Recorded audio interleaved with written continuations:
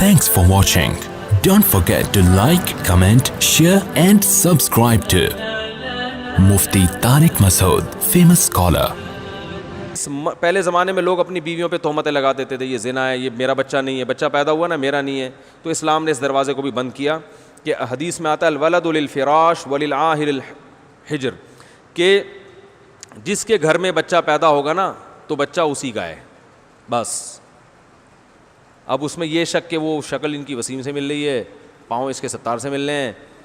وہ ایک آدمی بڑا ایک قوم کا لطیفہ, لیکن قوموں کے لطیفے سنانے سے نقصان ہوتا ہے نا. غیر مسلم قوم ہے لیکن چھوڑو, غیر مسلم کا بھی قوم کا مذاق کیوں اڑائے انسان. بہرحال ایک آدمی تھا, ان کی قوم میں کلچر تھا, ان کی عورتیں پاک دامن نہیں ہوتی تھیں, تو ان کے بچہ پیدا ہوا 10واں, تو فاحشہ عورت تھی. بچہ جب پیدا ہوا 10واں تو وہ 9 سے بالکل الگ تھا, باقی 9 بچوں سے بالکل الگ تھا. تو بچے کے باپ کو شبہ ہوا کہ پتہ نہیں یہ والا میرا ہے یا نہیں ہے, لیکن بیوی سے پوچھے گا تو ظاہر لڑائی ہوگی. تو مرنے لگا جس دن موت کا وقت تھا, تو بیوی سے کہا کہ اب تو بتا دے یہ کس کا ہے, کیونکہ یہ باقی 9 سے بالکل الگ تھلگ ہے. اب تو میں مر رہا ہوں, تیرا کیا بگاڑ سکتا ہوں. بیوی نے کہا صرف یہی تمہارا ہے, باقی سارے یہ اس لیے 9 سے الگ تھلگ ہے کہ سچی بچی کا تمہارا صرف. بولو بھائی, یہ تو جس کلچر میں یہ ہو, یہ جو گرل فرینڈ بوائے فرینڈ کا کلچر آ رہا ہے نا, اللہ نہ کرے کل یہی ہوگا, اور یہ ہونا شروع ہو گیا ہے.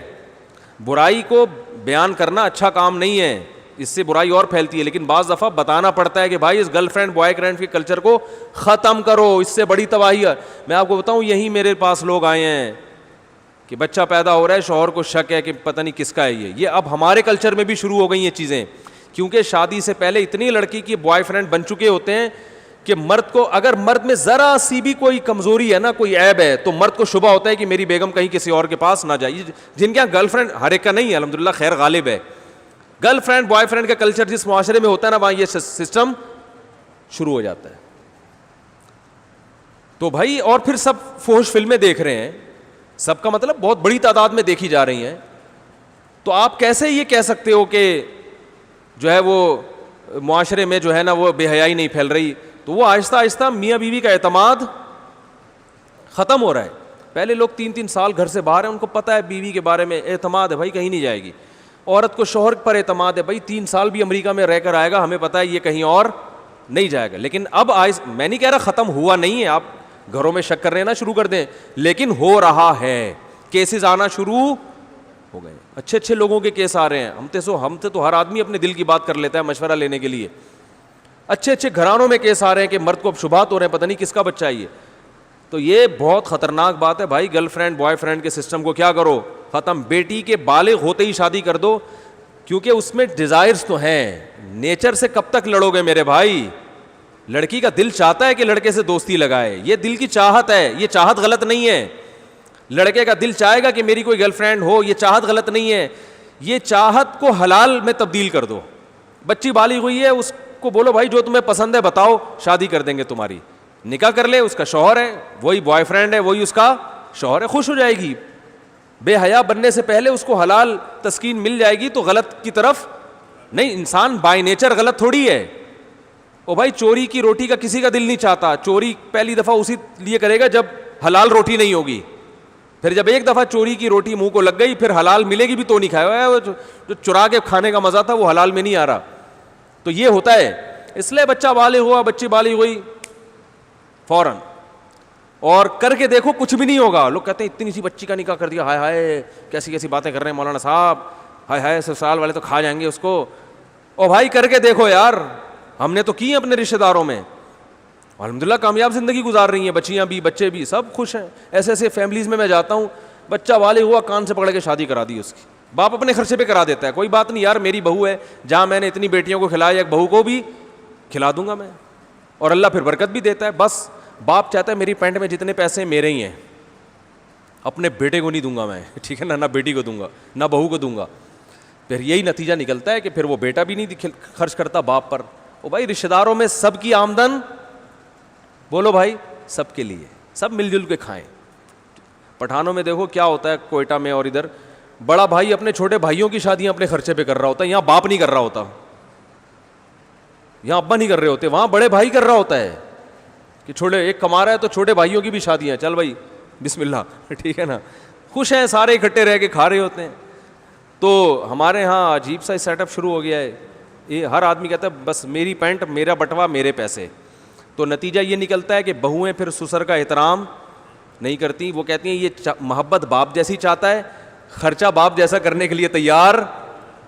ارے اس کو پتا ہے میرے ابا نے تو مجھے ساری زندگی کھلایا پلایا, سسر کا پتا ہے یہ تو میرے میاں کو شادی نہیں کرنے دے رہے تھے جب تک خود اسٹیبل نہیں ہوئے, تو انہوں نے تو شادی بھی نہیں کرنے دی, اور شادی کرنے کے بعد بھی یہ اب ایک دھیلا خود خرچ نہیں کرتے. تو باپ بن کے دکھاؤ یار, کرو خرچ, کھلاؤ پلاؤ, پھر اولاد بھی تمہیں باپ بنائے گی, پھر اولاد تم پہ بھی خرچ کرے گی.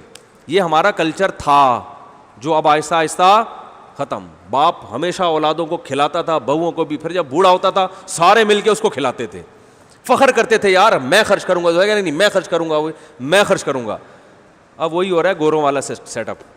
ابا کہہ رہے میری پینٹ میرے پیسے, ٹھیک ہے نا, بہو اپنا کما کے الگ کھا رہی ہے, میاں اپنا کما کے, بولتا کیوں نہیں بھائی الگ کھا رہے ہیں, تو نہ بہن پہ خرچ کر رہے ہیں نہ بہن بھائی پہ خرچ کر رہی ہے, بس تھوڑا سا وہ وائپر پہ جو آتا ہے نا, وہ گاڑی کے شیشہ صاف کرتا ہے اس کو 5 روپے, یہ صدقہ خیرات چل رہا ہے مارکیٹ میں, وہ جو آتا ہے نا وائپر کو صاف کیا, یہ لے 5 روپے, اور وہ بھی بلا کو ٹالنے کے لیے. کسی نے بتایا ہوتا ہے بھائی کچھ 5 روپے نکالو بلائیں ٹل جائیں گی, تو 5 روپے میں چڑیلیں تو ٹلنے والی اچھی بات ہے, نہ کرنے سے یہ بھی بہتر ہے, لیکن اس سے بلائیں نہیں ٹلیں گی. سمجھ رہے ہو, نہیں آ رہی سمجھ میں. وہ ایک عورت کسی عامل کے پاس گئی کہ میری فلاں ڈاکٹر سے میری شادی کرا دو. عامل نے کہا 5 لاکھ روپے لگیں گے. اس نے کہا نہیں 500 روپے یہ فیس ہے میری. عامل کرا تو سکتا نہیں ہے, تو عامل نے کہا 500 روپے میں تیرے کو ڈاکٹر نہیں ملے گا. تو یہی ہو رہا ہے کہ 5 روپے میں ہم بلائیں کیا کر رہے ہیں, ٹال رہے ہیں. ایسا کرو گے تو کوئی بھی نہیں آئے گا. تو اللہ نے زنا کی سزا بیان کی کہ نفرت, اور پھر یہ حکام بیان کیے کہ مرد کو اولاد کی نفی کی اجازت نہیں. آپ کے یہاں بچہ پیدا ہوا تو شروع سے ہی پاک دامن عورت سے شادی کرو, نہیں کی تو اب جس ڈیزائن کا بھی پیدا ہو رہا ہے آپ کے کھاتے میں ہی ڈالے گی شریعت اس کو. سمجھ رہے ہو, نہیں آ رہی بات سمجھ میں. اب آپ کو شک کرنے کی اجازت نہیں ہے. اگر آپ کو یقین ہے کہ اس نے زنا کیا ہے تو اسلام کہتا ہے کہ یا تو 4 گواہ لے کر آؤ, یا عدالت میں جا کے 5 قسمیں اٹھاؤ عدالت میں, اور یہ کہو کہ اگر میں جھوٹ بول رہا ہوں تو مجھ پہ اللہ کی لعنت. اس طرح سے عدالت میں قسمیں اٹھائی جائیں گی. اس کے بعد عدالت عورت سے قسمیں اٹھائے گی. عورت اگر اقرار کر لے کہ میں نے زنا کیا ہے تو عورت کو رجم کر کے مارا جائے گا, اور بچہ پھر باپ کی طرف منسوب نہیں کیا جائے گا. وہ ولد الزنا بچہ کہلائے گا جس کا باپ نہیں ہوتا بیچارے کا. اور اگر عورت اقرار نہیں کرتی تو عورت کو جیل میں ڈالا جائے گا کہ بھئی یا تو زنا کا اقرار کرو یا انکار کرو. جب تک اقرار یا انکار نہیں کرتی جیل میں پڑی رہے گی. اور اگر وہ انکار کرتی ہے کہ میں نے نہیں کیا تو اسلام کہتے ہیں ایسے انکار نہیں, 5 قسمیں. اس میں بھی یہی ہے کہ مجھ پر اللہ کا غضب اگر میں جھوٹی ہوں. اور اگر قسمیں اٹھا لیتی ہے تو مرد نے بھی قسمیں اٹھا لی, عورت نے بھی اٹھا لی. اب ہمیں نہیں پتہ ان میں کون سچ ہے کون جھوٹ ہے, تو دونوں کا نکاح ختم کرا دیا جائے گا. عدالت نکاح کیا کر دے گی کہ بھئی اب تم دونوں اکٹھے نہیں رہ سکتے. عدالت نکاح کو ختم کر دے گی, اور بچے کو باپ سے منسوب نہیں کرے گی, کیونکہ باپ بچے کو ماننے کے لیے تیار نہیں, اور اس نے قسمیں بھی اٹھا لی ہیں. پھر بچہ ماں کی طرف منسوب ہوگا, لیکن وہ ولد الزنا بھی نہیں کہلائے گا, کیونکہ ہمارے پاس زنا کی کوئی دلیل نہیں ہے. تو یہ پورا پروسیس ہے. اب علماء یہ کہتے ہیں کہ آج عدالتوں میں یہ لعان والا عمل نہیں ہوتا, لہذا آج اگر کسی کی عورت زنا کر کے بچہ لاتی ہے, اس کی بیوی ہے, تو آپ بچے کا انکار کر نہیں سکتے, کیونکہ اسلام میں اس پروسیس سے گزرے بغیر انکار کی اجازت نہیں ہے, اور اس پروسیس پہ حکومت چلنے کے لیے تیار نہیں. عدالتوں کو پتہ ہی نہیں لعان ہوتا کیا ہے. لہذا اب جس ڈیزائن کا بھی ہو, صحیح ہے نا, حتیٰ کہ زنا اپنی آنکھوں سے بھی کسی نے دیکھ لیا کرتے ہوئے, تو وہ بچہ آپ ہی کا مانا جائے گا. آپ اس کو اپنے سے نفی نہیں کر سکتے, وہ آپ ہی کا نام لگے گا اس کے ساتھ, آپ کی وراثت ملے گی اس کو.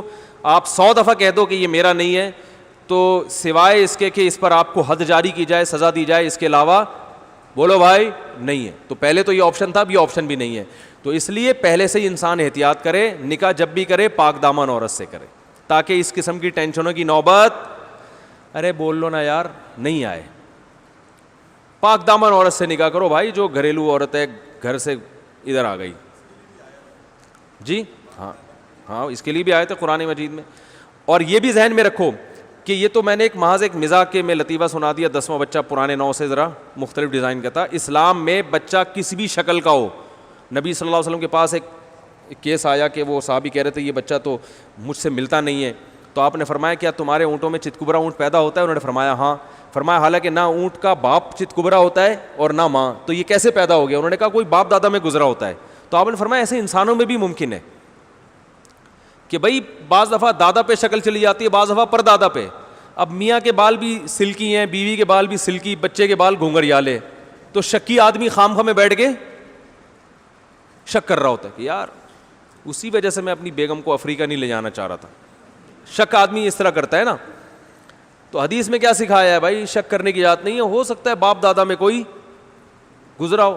تو یہاں کسی بھی شکل کا, دونوں سفید چٹے ہوں اور لڑکا کالا کولا بالکل اندھیرے میں نظر ہی نہیں آ رہا, اتنا بلیک پیدا ہوا ہے, پھر بھی وہ آپ ہی کا ہے. اس معاملے میں شک کرنے کی اجازت بولو بھائی نہیں ہے. لوگ کہتے ہیں ڈی این اے ٹیسٹ سے, اسلام میں ایسے موقع پہ ڈی این اے کی بھی اجازت نہیں ہے. بس میاں بیوی کے پیدا ہوا تو اسلام نے اس کو چھپایا ہے, باپ ہی کا ہے, ڈی این اے کی اجازت نہیں ہے آپ کو.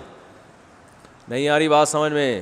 اگر ڈی این اے کی رپورٹ میں آ بھی گیا نا کہ کسی اور کا ہے تو پھر بھی وہ آپ ہی کا ہے. اسلام اکارڈنگ ٹو شریعہ اس کی اجازت نہیں ہے. اس میں حکمتیں ہیں, مصلحتیں ہیں. اس لیے کہ اسلام نے کہا بھائی زنا کی تہمت لگاؤ گے تو آسانی سے نہیں, کیونکہ یہ اگر کہہ دیا میرا نہیں ہے اس کا مطلب تمہاری بیوی نے زنا کیا ہے. بیوی نے زنا کا مطلب تم اس کو بدکار کہہ رہے ہو, بدکار کہہ رہے ہو تو پھر جاؤ عدالت میں جا کے 5 قسمیں اٹھاؤ. ایسے ہی نہیں کہہ سکتے کسی کو آپ. اور ہمارے یہاں دیکھو بات بات پہ زنا کے الزامات لگتے ہیں کہ نہیں لگتے؟ تو زنا کا الزام لگانا اسلام میں آسان کام نہیں ہے, اس لیے اپنی زبان کو لگام دیا کریں. بات بات پر وہ زانی ہے, وہ یوں ہے, وہ فلانا ہے, اس نے یہ کیا, تو بھائی اس پہ 4 گواہ ہونے چاہیے, نہیں تو الٹا شریعت کہتی ہے اس کو چترول لگاؤ اگر 4 گواہ نہیں ہے تو. ہو گیا بس, چلیں کافی ہے میرا خیال ہے.